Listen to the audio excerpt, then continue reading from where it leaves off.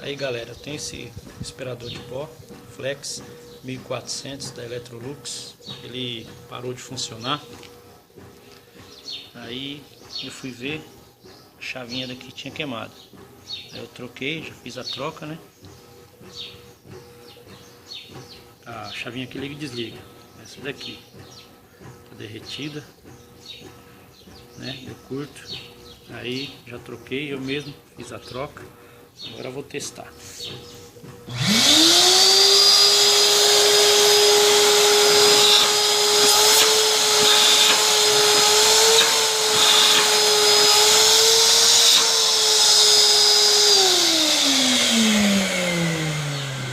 Ficou beleza de novo, funcionando normal.